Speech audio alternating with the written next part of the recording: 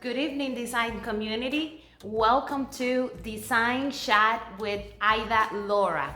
Today is June 4 of the year of 2020. Naya Hospitality and Electric Mirror are sponsoring this Instagram live session. Naya Hospitality is a representation firm who consults professionals specifically in the hospitality cruise market.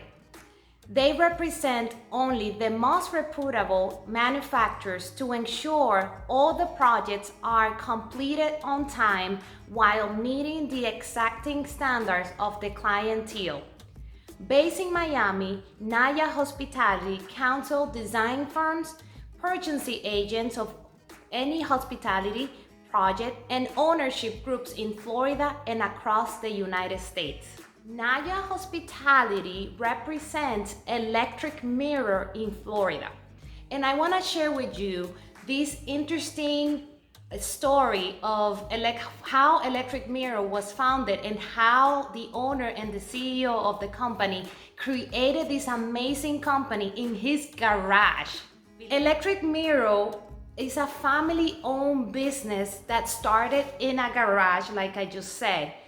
Jim Michael Sr., or Doc, how he's called, a former dentist with the heart of an inventor and now Electric Mirror chairman and vice president of research and development, had spent many happy hours working on projects in the family's garage.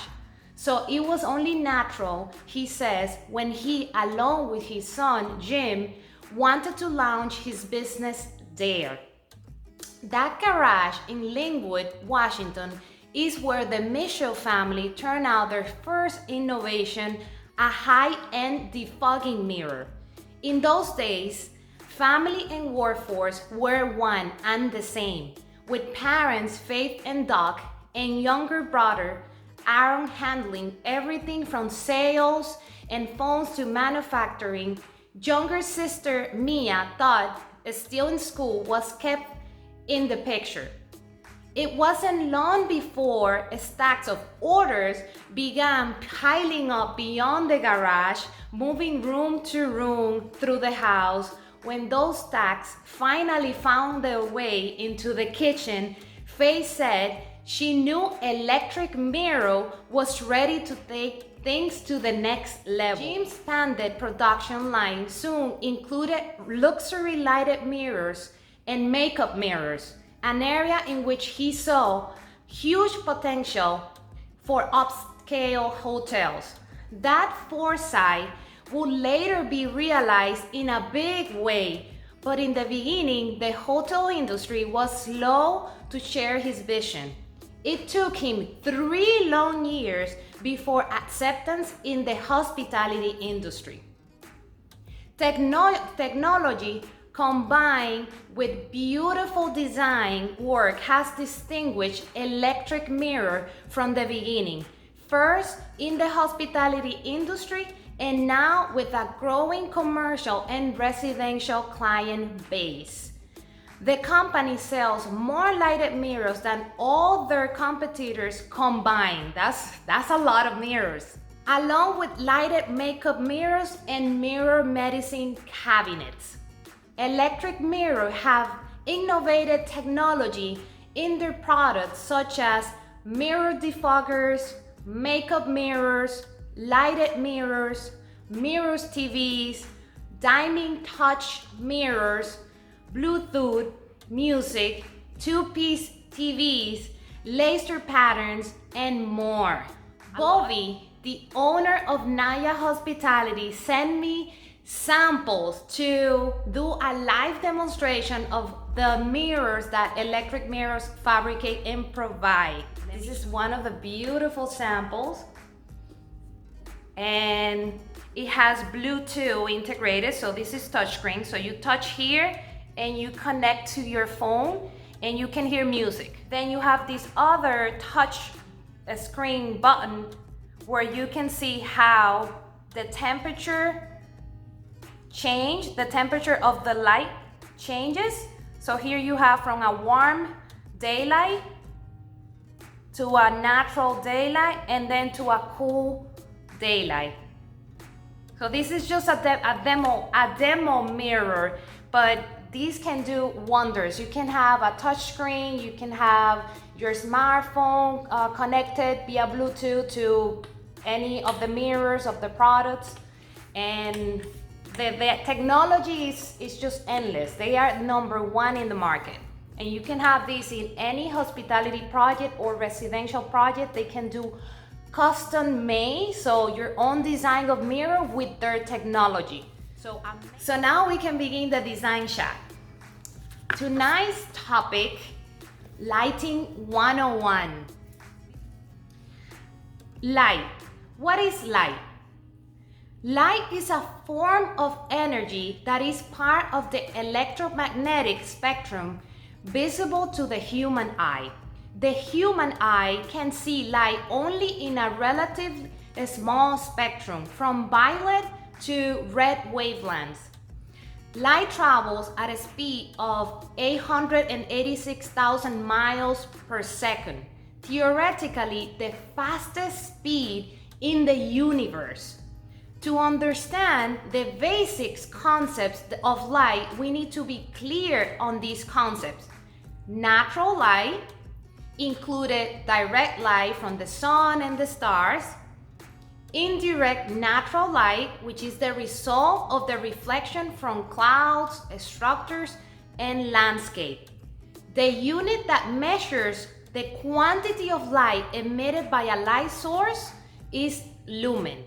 A relative new concept came as a consequence of the discovery of electricity in the invention of the incandescent light bulb in the 1800s, and that is quality of lighting. Since then, the focus has been primarily on the quantity of light needed in a space. Because we can measure light, it is easy to have an adequate amount of lighting in a space. Scientists and engineers focus on developing systems that produces different quantities of light, while us, the designers, we focus on the quality of lighting. What is quality of lighting? Quality of lighting allows users to function comfortably in an interior, feel safe in it, and appreciate its aesthetics components. Achieving a quality lighting environment requires complete control over the lighting system. The key techniques are to integrate the principles of design and layer light into the compositions. These two are the key techniques. It's ideal to start thinking on lighting design in an early stage of design in coordination with the floor plan. If you conquer the art of layering, including natural lighting and multiple electrical light sources, you could accomplish a balanced and harmonious space. By designing quality lighting environments, you reduce the energy cost and conservation of the natural resources. The light not only illuminates the space, it also plays an important role on emotive responses.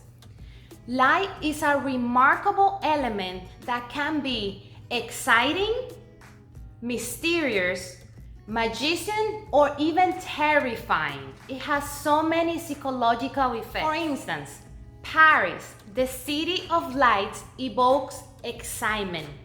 New York, Times Square, lights evokes movement, the city that never sleeps. Fireworks in New Year's Eve creates a festive environment. So that's how light can be something that provokes emotions to your brain and to your system.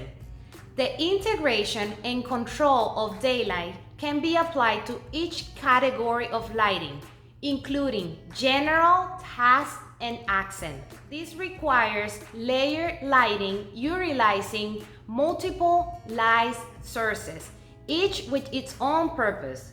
That gives the user of the space the flexibility of selecting and adjusting the lighting for each specific activity.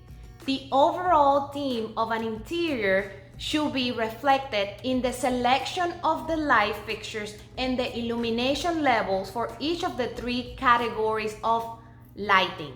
General ambient lighting. Designed to provide uniform lighting to a space. Often light fixtures for general lighting are designed for indirect or reflected illumination and are hidden from view. It allows users to perceive the overall shape and size of a space. General light also establishes the mood or character of an interior. The design of a general lighting plan should be based upon the purpose of the space and the needs of its users. General lighting is the sources that establishes the overall impression of a space and is determined by the light level, light source, and fixtures. To have an adequate level of illumination, the space must have several indirect fixtures in various locations. Any light fixture that provides indirect light could be used for general lighting, or it might be supplemented with light that is integrated into walls, ceilings, or furniture. Task lighting. Task lighting is another category of lighting that is used in both commercial and residential environments to provide quality lighting for specific activities or tasks. For instance, the lighting of the mirror here is a task lighting because this lighting is for either for the women to do the makeup or the men to see, look themselves in the mirror. Is for a specific task. So this is an example of a task lighting. A quality lighting environment includes the appropriate balance of general lighting and task lighting. The illumination level of a task lighting should be approximately, and I say approximately because it could change depending on the project, 3 times the level of general lighting. This ratio ensures a level of lighting that allows the eye to shift from task to the surrounding area and vice versa, with a minimum amount of adjustment in the eye's lens. The more time is spent engaged in an activity, the more important it is to specify appropriate task lighting. For example, adjustable luminaires and dimmers can customize the lighting for the specific needs of a user at a time and save energy by localizing the high illumination levels where they are required. In planning task lighting, a designer must first identify the activities that occur in a space and then determine which characteristics of those tasks need to receive a special lighting treatment. Luminaires for task lighting include portable fixtures, pendants, recess, track, and structural lighting. Those are some of the example task lighting. Accent or focal lighting is another layer of illumination, and remember, layering is the key to accomplish an harmonious and balanced interior space in terms of lighting. The layer of illumination, accent or focal lighting, is another layer of illumination in a quality lighting environment. It could be as simple as a single spotlight trained on a piece of art on a wall. Some of the illumination from accent lighting can also contribute to the interior's general lighting. But the purpose of accent or focal lighting is to bring attention to an object or element in a space. Accent lighting creates drama, variety, interest, and excitement in an interior. The form and style of accent lighting should be designed to contribute the room's atmosphere and theme. In planning accent lighting, it is important for the designer to identify the things needing to be highlighted and the characteristics of the surrounding areas. Designers use accent lighting to emphasize artwork, sculptures, fabrics, architectural details, textures, forms, and plans. The location and aiming angle must be chosen to avoid direct glare to the eyes of the users. Key consideration when selecting accent lighting are that you need to create contrast with that accent lighting. You need to determine the right angle for that specific accent lighting. Those two are key consideration. Creating contrast to attract the eye to an object or area requires contrast. So the characteristics of the surrounding area of the accented objects are important. Contrast in illumination levels enhance the accent item and distinguish it from the surrounding area. One approach to achieving contrast is to illuminate the object to be accented with a greater amount of light than its surrounding area. So more lighting than the general lighting.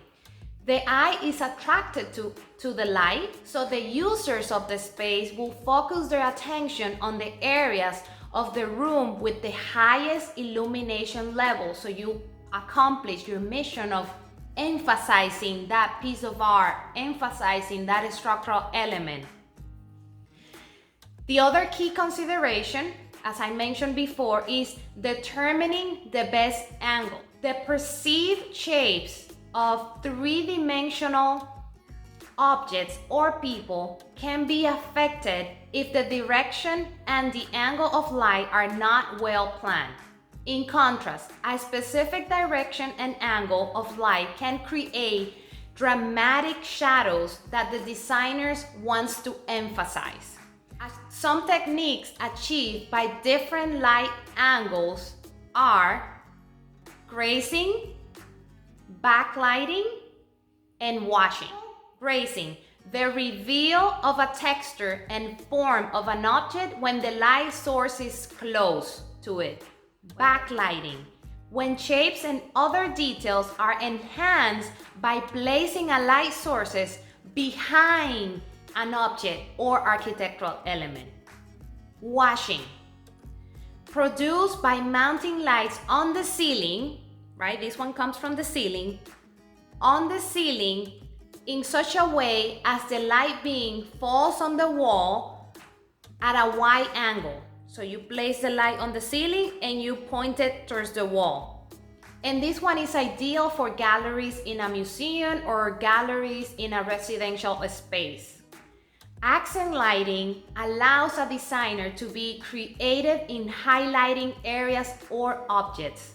It can often be more interesting and effective if the designer selects a specific point of emphasis on an accent piece. Light fixtures used for accent lighting include uplights, recessed spots, spotlight, projectors with optical control, and wall brackets. Decorative lighting. Decorative lighting is designed to be a focal point in the space.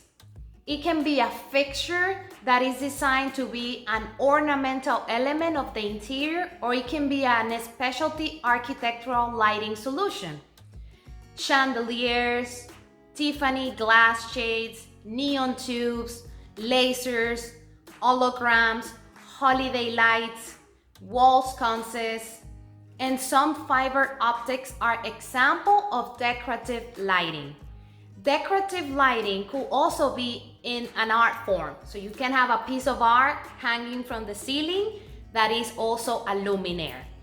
Candles and flames in a fireplace are decorative sources that add warmth and enhance the appearance of people and objects in an environment. The purpose of a decorative fixture should remain ornamental. You cannot have a decorative lighting as the overall lighting fixture for your space. You need to have other type of lighting to accomplish the balance. The eye can detect more than 5 million colors. Can you imagine 5 million colors? The perception of all these colors is affected by numerous factors, but most important, by the source of light.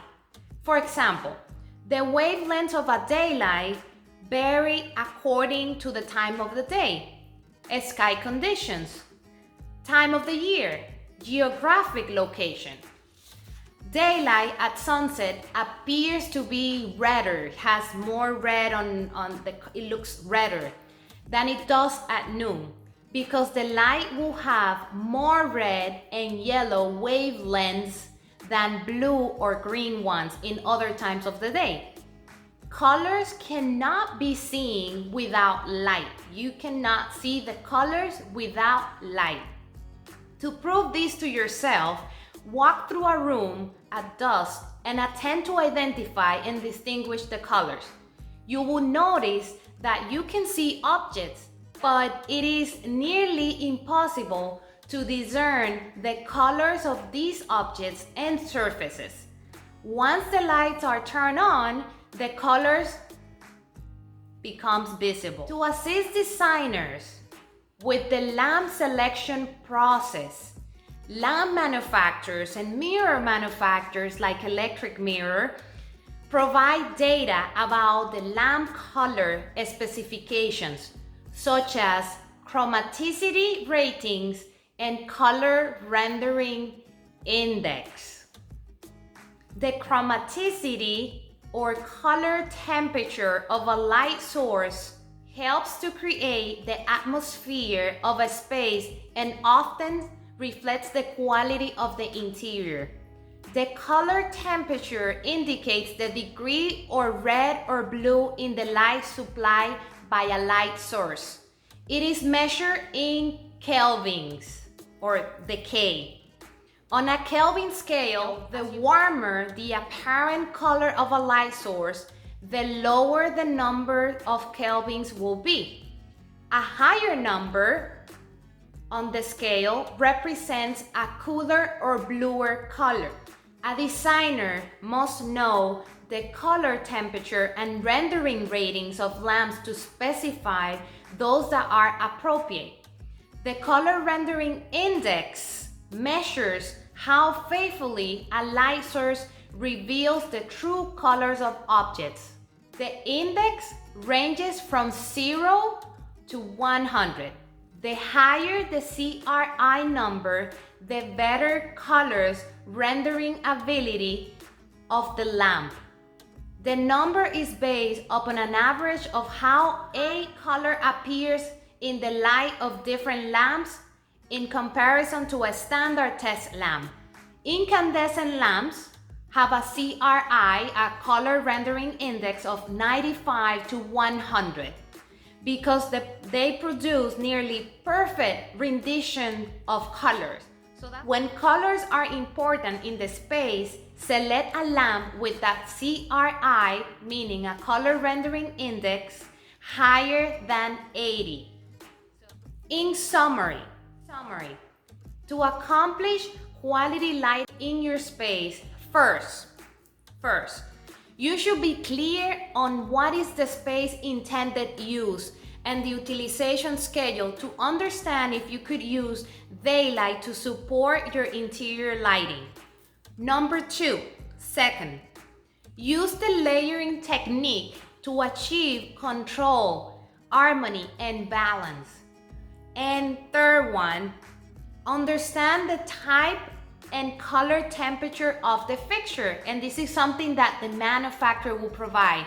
When you buy a lighting fixture, in the specifications on the back or on the spec sheet, you should have that color rendering index and color temperature information. These are common mistakes that are made when trying to use lighting to enhance your space, either your residential space or your residential project, your hospitality project, any kind of project. Mistake. Number one mistake. One lighting fixture cannot be the general task and accent lighting in a space. That's a no. You need to have several lighting fixtures. You need to have a floor lamp, a pendant, an ambient lighting to be able to accomplish that balance in the space. Number two, not designing the lighting per the purpose of the space. And let me give you an example.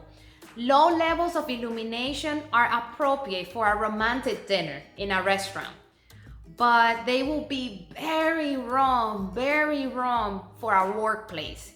You need to have higher levels of illumination. Flashing lights can be very exciting, can promote excitement in a nightclub, but they will be very annoying in a museum. So you need to understand the use of the space before selecting the lighting fixture. Number three, selecting a lamp with a color rendering index lower than 80 in spaces where color is important. If you have an accent wall, let's imagine that this wall behind me is it is painted on orange, right? So if I have an accent wall with a specific paint or a wall covering or a finish, I need to have lighting that is higher than 80 on the color rendering index to make sure that the user appreciate that color very well, as crisp as possible. Number four, utilizing a lighting fixture with an appropriate color temperature according to the mood in the area. Again, knowing what is the space for and understanding the type of lighting fixture. If we have an office space, usually in office spaces, you need to have energetic environments, right? So higher Kelvin in the color temperature scale will be preferred. You want to have that cool lighting, right? That you don't want to fall asleep. You want to have that blue and greens on your light. So understanding the use of the space is priority when selecting the lamp. And remember, design is people, design is community, design is you.